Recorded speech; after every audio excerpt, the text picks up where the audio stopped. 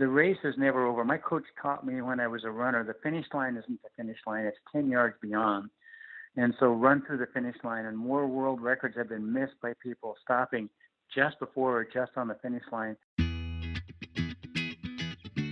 This is the My Campaign Coach podcast, where we talk about how to win elections. Every week, we let you hear straight from the best consultants, operatives, and candidates in the game, all for one reason: to help you win. For more information about how we can help you win, visit mycampaigncoach.com. Now, here's your host, Raj Schaefer. Welcome to the How to Run for Office podcast from My Campaign Coach. Our guest this week knows how to run, and he's going to share some great insights with us today. Olympic runner and Congressman Jim Ryun has a truly remarkable story. His journey has led him from being cut from the church baseball team to being rated as ESPN's #1 high school athlete of all time, beating out both Tiger Woods and LeBron James. Jim Ryun served 10 years in the U.S. House of Representatives and is currently the chairman of the Madison Project, where he focuses on helping elect comprehensive conservatives to Congress. I've had the pleasure of working with Mr. Ryun at the Madison Project and getting to know his story largely through my 9 years of working with his son, Drew. I can never spend enough time listening and learning from him, and I know you're going to get a lot from our conversation today. Keep your ears open specifically for his advice about standing up to leadership, powering through the unfun parts of the campaign, and building quality relationships. Mr. Ryun, thank you for coming on the podcast today. Raz, thank you, and thank you for your very generous and kind comments. Well, I love the amount that I've got to learn from your story from working with Drew and the times we got to spend around each other. It's had a big impact on me, sir, and I appreciate that. And I want to start out by letting the listeners kind of get to know a little about you. Some may know your name from your sports history and sports background. Tell us a little bit about kind of where you came from, how you got involved in the sports, and kind of just a little bit about what you got to do there. Well, let me give them a little bit of a website they can go to, Ryun, RYUNRunning.com. I'll share some of the stories, but on that particular site it's about our camps, but it'll give you more background than what we're going to have time here. But just as a very brief description, I wanted to be an athlete, and I was cut from every team I tried out for, beginning with the church baseball team. I was, by invitation, invited up to the junior high basketball team, and by the end of the first practice, the coach wanted my jersey back, so no great improvements there.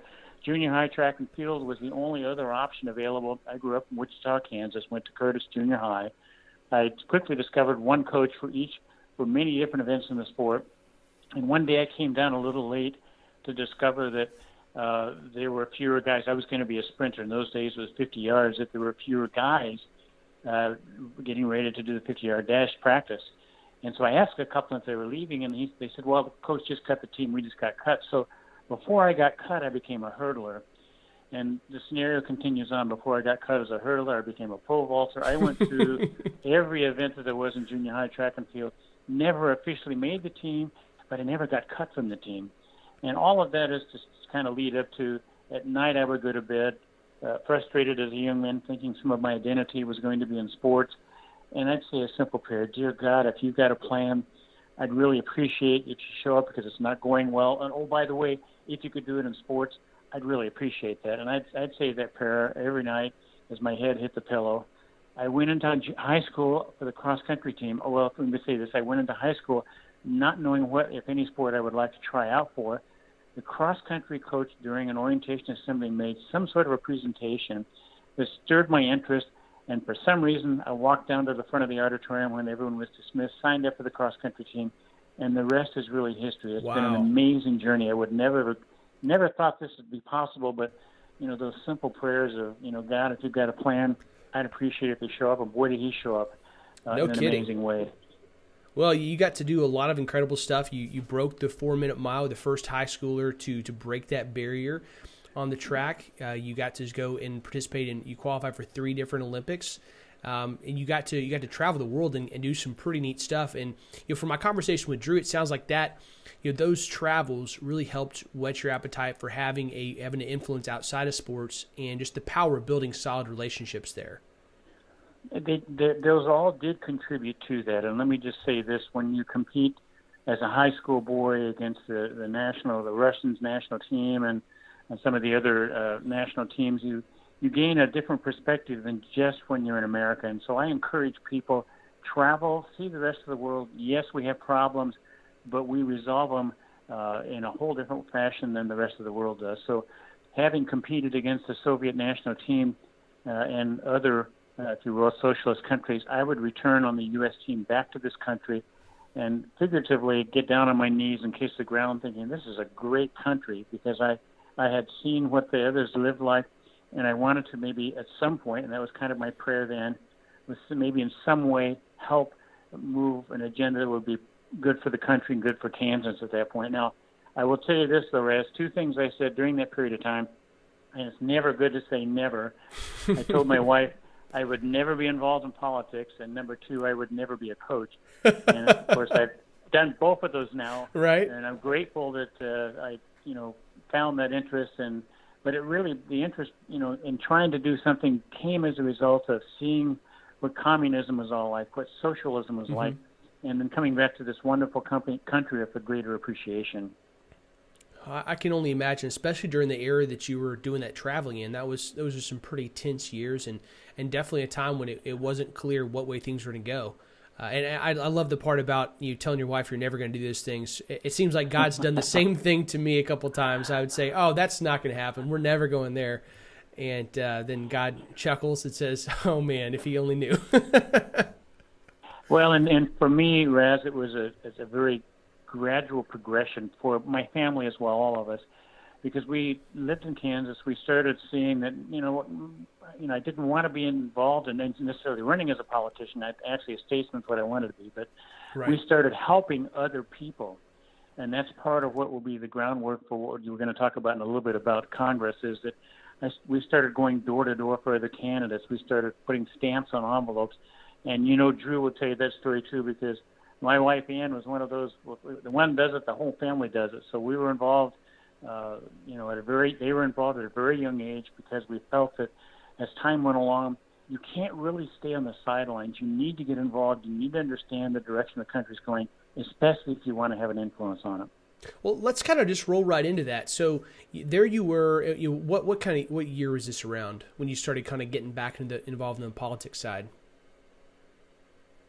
Well, it actually started as we returned from California to Kansas, and we just started helping candidates.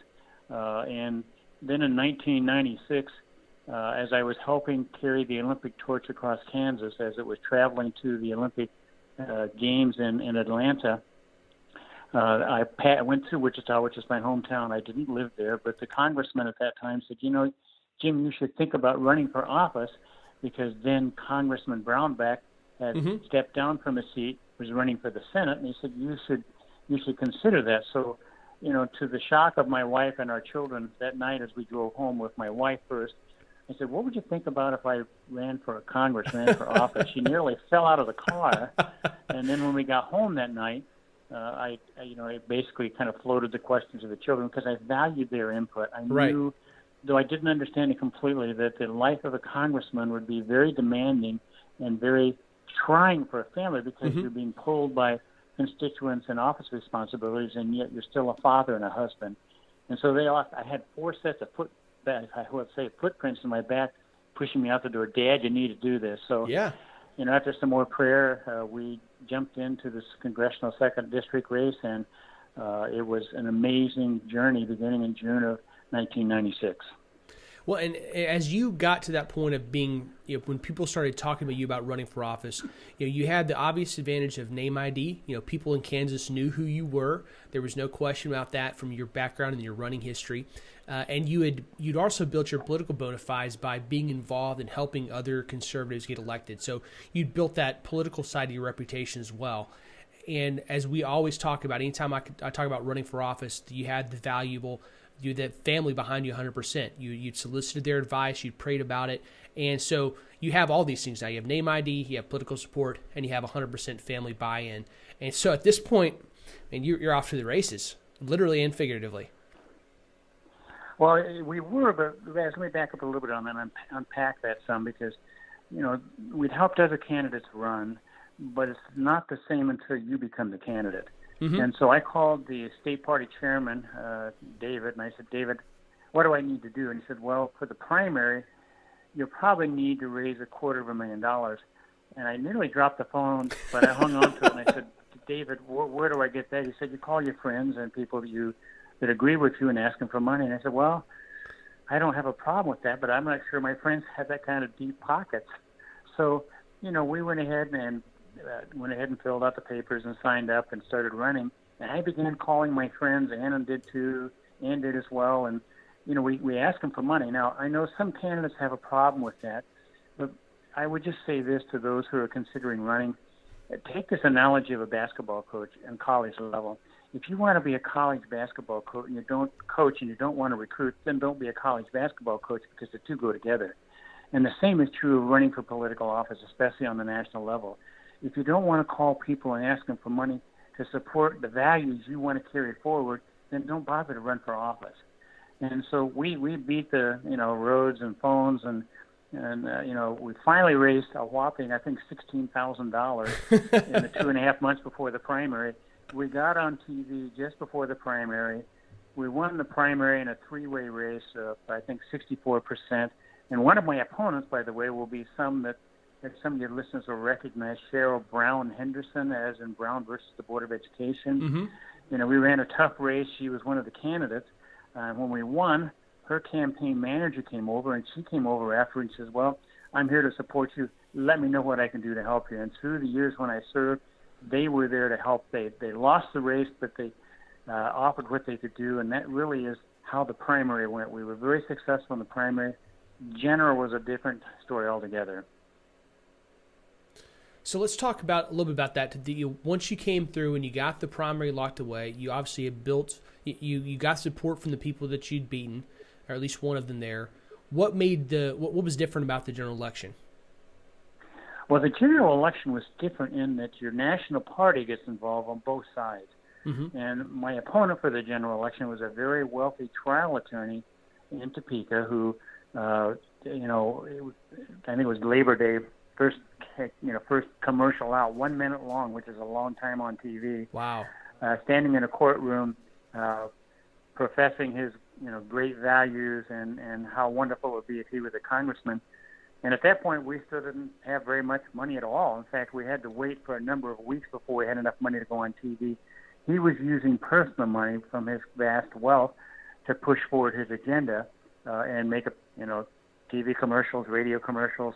And so he started out just, going after the family that you mentioned earlier, the name ID. Mm-hmm. By the way, name ID doesn't necessarily transfer to votes. Right.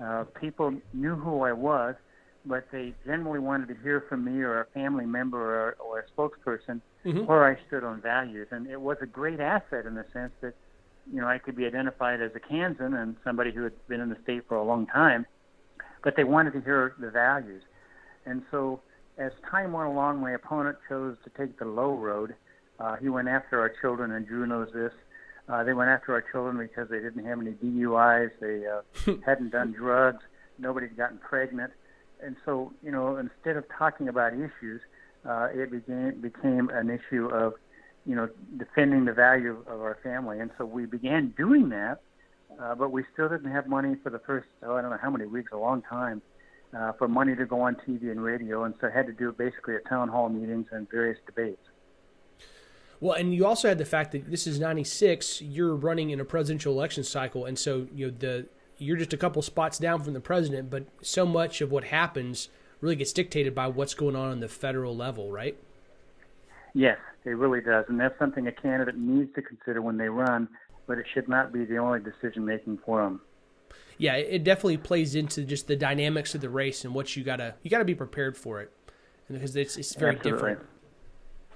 So what happened as you were kind of closing in on that general election? You started getting some more of that money in the bank and were able to push back? Some of the money started coming in, and we began, putting our particular, values on TV and on the radio. And but the real difference started to come when we got within about 3 weeks of the election. Maybe it was a little closer than that. When the newspapers who had watched this verbal jousting back and forth, my opponent going after our family and how strange they were, they finally came out and said, that's really not how our campaign should be run. Let's talk about values. Mm-hmm. And so the difference was really quite considerable because my opponent was very much a Clinton supporter, very much big taxes, very much bigger government, where I was, as you described it in the Madison Project, what we stand for. And your listeners can go to that website, madisonproject.com. I was a full-spectrum conservative. I was for low taxes, strong military, pro-life, smaller government, all of those which were completely opposite of my opponent. And the moment the newspapers put that challenge out there, gradually the election began to turn because we were like, I think a week out, we were like 7 points down because he just pounded me on the TV and on radio with commercials that were less than edifying. Yeah. Let me add to that, Raz. So we get into the final week, and we're still doing everything a candidate should do. And I want to challenge those who are considering this. The race is never over. My coach taught me when I was a runner, the finish line isn't the finish line; it's 10 yards beyond. And so run through the finish line. And more world records have been missed by people stopping just before or just on the finish line without giving it the full effort. So those are some of the values that my coach, Coach Timmons, taught me, and they were applicable and transferable to the campaign in that, we knew we were going to have a tight race just because he had a lot of money and we didn't. And so it was important for us to run a very good campaign. So we found a wonderful campaign manager who was more, how do I say this? She was very disciplined on the message. She was very forthright in looking to the future. She could see we could win, but we had to do everything right because we didn't have the kind of money the other guy had. Right. So going into the last week, I think we were still 5 points down, but the polls were beginning to come our direction. And the night of the election, I remember until 7 o'clock when the polls closed, we were still out sign waving, hoping to influence anybody as they were going in and, whatever we could do. So that night at 7 o'clock, 7:15, I'm back in the hotel room trying to get ready for whatever's coming next. And I sat down and I thought, well, dear God, I need to, let's try and write a speech for, congratulations, acceptance. Well, Topeka is the largest city in the district, and it always has the first votes coming in. And I don't think during the time I ran I ever won Topeka. So not knowing how that would influence everything, that night at about 7:30, the first poll numbers came in. I think there were about 20,000 votes down. So I tore up my acceptance speech and started writing a speech. Thank you for your support, and thank you for your help. I'm sorry I don't get to be your representative. Well, the next 4 hours were amazing as the votes came in. We didn't win Topeka. Topeka was much like Washington, D.C. They want more money. They want more benefits. And, it wasn't in the budget. But when the rule vote came in, which was very late, in fact, all the other votes in Kansas that night were called. Republicans won. It was, I think it was almost 1 o'clock before our actual race was called.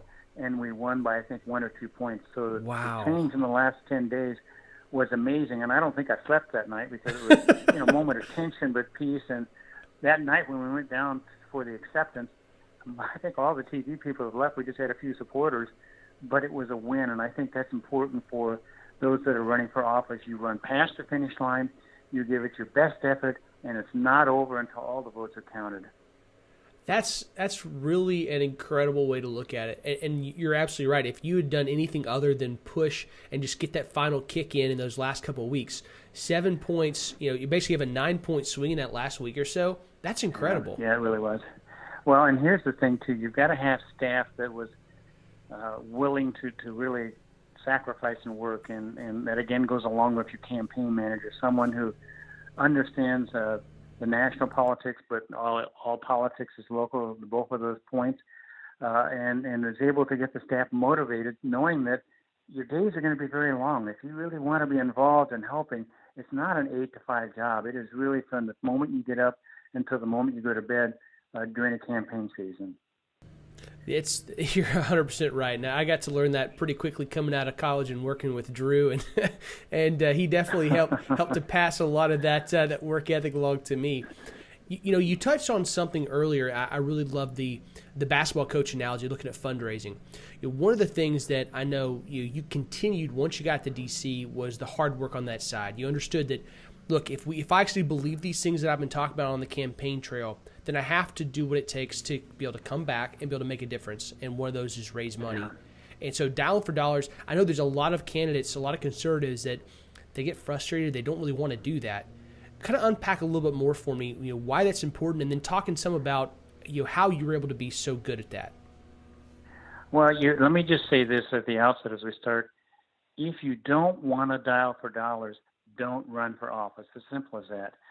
You may have good name ID and you may have good values and you communicate well, but if you're not willing to ask people to support you and help you carry those values to Congress, and you need money to do that, then don't get involved. But it really is a discipline, and I have to say it wasn't easy, especially when you make cold calls. A cold call is calling someone that has supported another Republican in another part of the country, and you're in a few moments you're explaining why it's important for you to be there, because while it's, the candidate, the Republican in another state is their representative, it's still a national vote, and unless you have the necessary majority, you can't take the agenda forward. So can you support me? And you have to ask not only for the support, but be willing to ask for as much money as they can give you, because it's part of the process of being able to tell your story.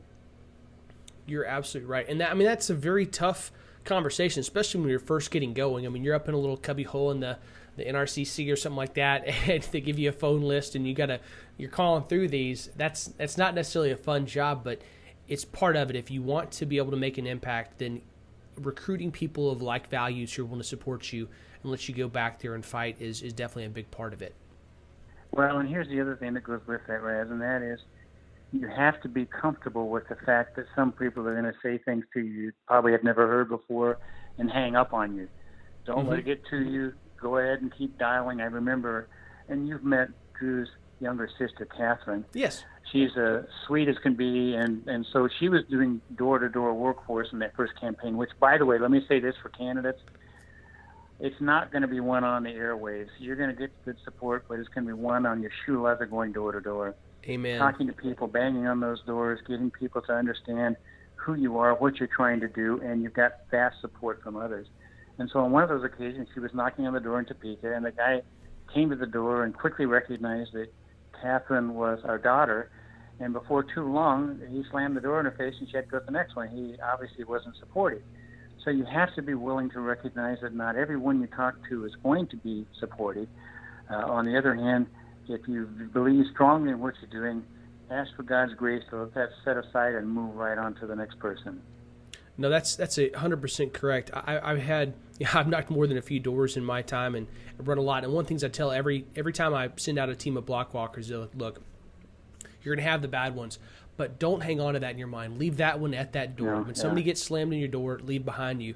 Because it's just so easy to let you fixate on that, and that's going to mess up the rest of your day and color the rest of your conversations. So you just got to let it pass and say, okay, next door is to be a whole new experience. And the nice thing is it usually is.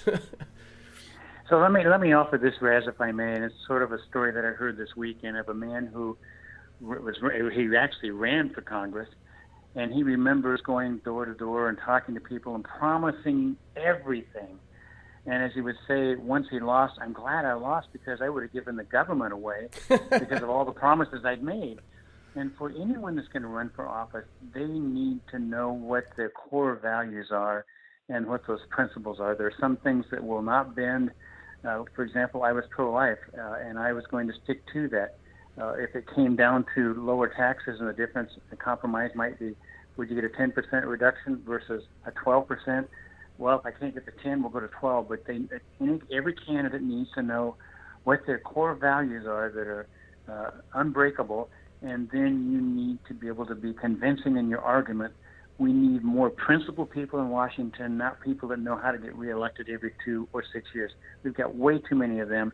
In fact, Raz, I'll put this plug in for the Madison Project. You can go to madisonproject.com and go to the Madison Performance Index, and you will see how members of Congress, sometimes from a very heavy Republican district, don't vote Republican. They vote somewhere on the Democrat side.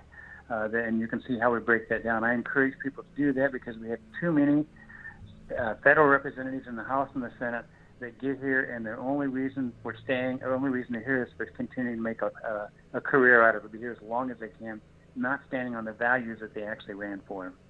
Yeah, the Madison Performance Index is a really cool tool that helps you see clearly what your representative does as far as how conservative they are compared to their district, because some districts are really, really strongly Republican, and a Republican's always going to win those, and you would expect that those representatives that are from those districts would be more courageous and vote more on the right than others, but that's not always true. And so the Madison Performance Index really helps break that down and give some color to the scorecards that are out there across the country.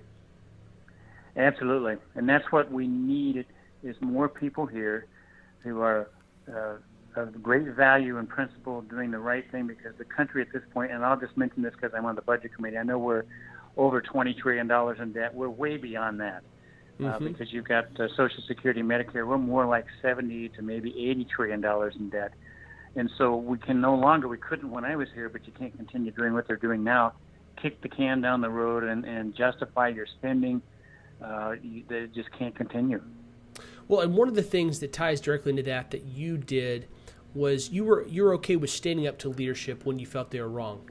You were there primarily, the latter part of your time in Congress was when President Bush was there. And one of the things that you did, you voted quite frequently with the president on those things, but there were a couple instances where you fundamentally disagreed. And one of those was with the Medicare expansion and seeing a lot of problems with the way that the government entitlements are growing. Kind of talk me through a little bit about how that situation evolved and what you did there. Well, let me first of all say that whenever a bill is put together, it's unfortunately often done in a hurry, and it's very difficult for members to fully read it and understand. So this case wasn't a lot different. And so what I would do, and I wasn't the only one, there were a number of us, we were then called the Republican Study Committee. That has now graduated to the Freedom Caucus, but there were a number of members on the Republican Study Committee. Then we got to Medicare Part D. We took a particular portion of it, staff and member, and read it and understood what it was, and then came back together as a group, compared notes. And that way you have a chance really to understand what's inside of it. And there were a number of us who said, it's not going to happen on our watch because, as an example, the bill was presented as Medicare Part D will help seniors with medical, questions and prescription drugs, and they won't have to, the rent won't, the rent they pay for apartments and all that stuff, it'll all work out. Well, we read it, and it doesn't all work out nicely. There are no what we call offsets. In other words, you're going to spend more entitlement money, but there's no way to pay for it. And so the vote started about midnight, maybe as close to 3 o'clock in the morning when they finally got through the rule and to the vote, and they were losing. And at 5 o'clock in the morning, I got a call from the president in the cloakroom. I went back, and he's, Jim, I need your vote. And Mr. President, I appreciate your call. And by the way, you did a really great job in England and speaking, and I thought you represented the country well. Well, I'm paraphrasing his comments. Can you give me your vote? And I said, well, let me talk to you about what this particular bill does. I explained everything to him, and all of a sudden, I realized that there was no one listening. And that was the end of the conversation. I was a no vote. I wasn't going to change. So he was looking for another vote.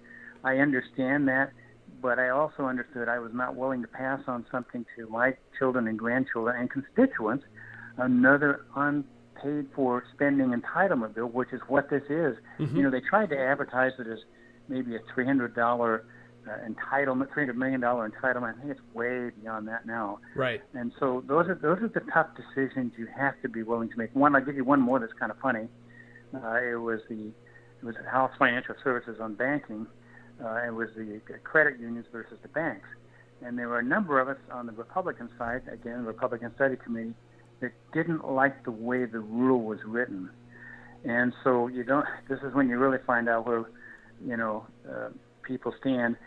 When you're in the majority and you vote with the other side to bring a rule down, you're going to have a very quick meeting. And we did. There were a number of us that did. We voted against the rule. Mm-hmm. The rule lost. And there was a quick meeting and conference with members. Myself, I didn't get in there because I had another meeting. Steve Largent was one of those. So what they did is they paraded the members before the conference and said, why did you do this? And they're trying to intimidate them to change their no to a yes. And I remember Largent's response. He stood up and he said, I appreciate the opportunity to speak. He said, I've seen bigger men than you on the other side of the offensive football line. You're not intimidating me. I'm not changing my vote. And that's the kind of conviction you have to carry. You need to recognize if you feel strongly about something, this is what it's going to require. And what happened is they went back and changed the rule, modified it a little bit. We voted for it because it was the right thing to do to kick that issue with banks and credit unions down the road, but you have to be willing to take a position regardless of the consequences. Well, and so much of what we're talking about here always keeps coming back to that idea of knowing what you believe and knowing what you're willing to do to fight for it. Whether it's saying, okay, I believe in this enough that I'm going to do the hard work and have those conversations, raising money for it, or knocking doors for it, or putting my name out there, or standing up to the president and saying, no, I can't do this, or your own caucus. I mean, this really comes down to where if you don't know what you believe in and why you believe it, then you're not going to be effective, and you're probably going to do more harm than good.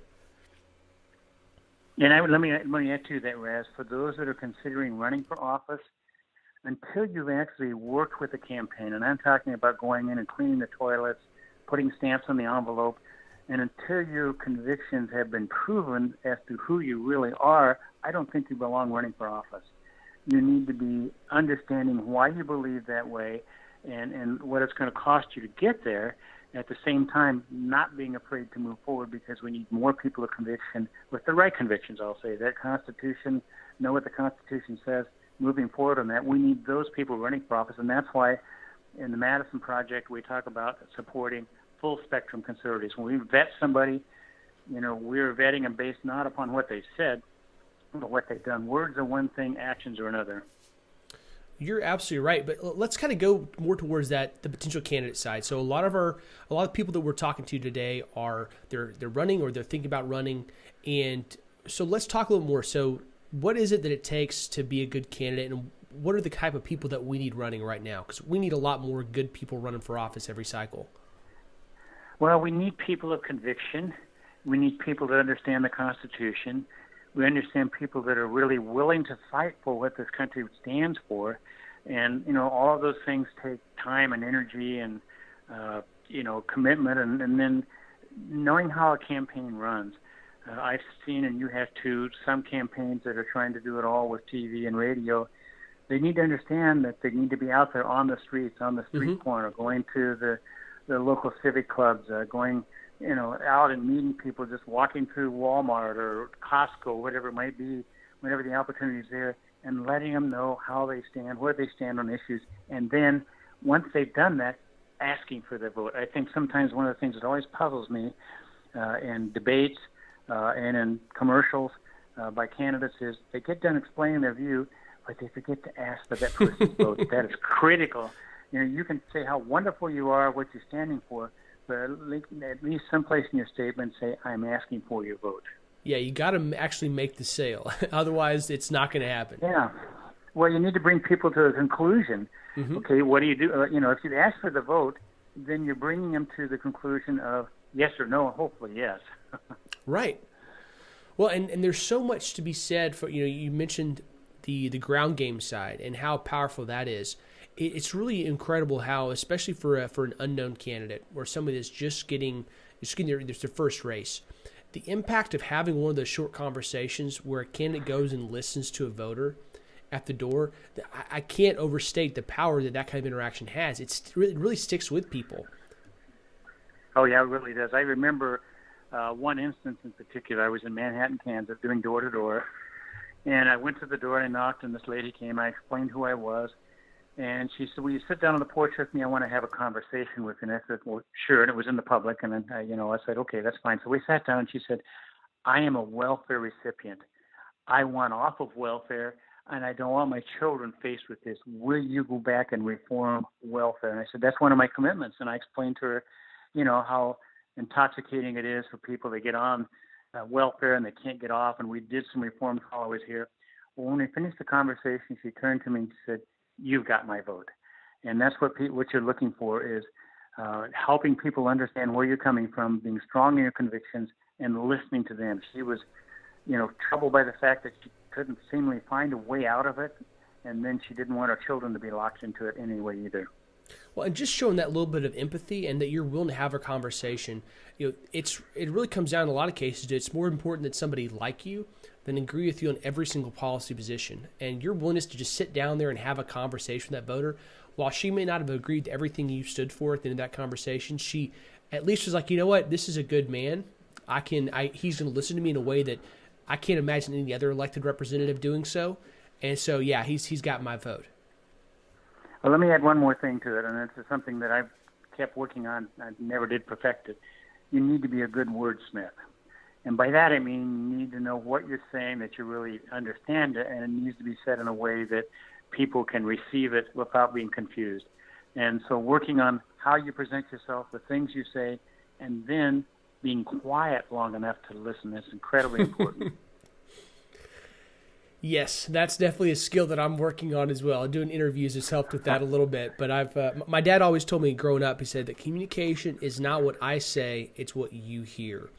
And when it comes to conservatives, we believe in what we say. We think we have great principles and ideals to fight for. But so often we're not those wordsmiths that you talked about, and we need to be better at that. Otherwise, we can't convince people that we're right, especially in a world that seems to be against us a lot of the times. We have to be getting better and better at that.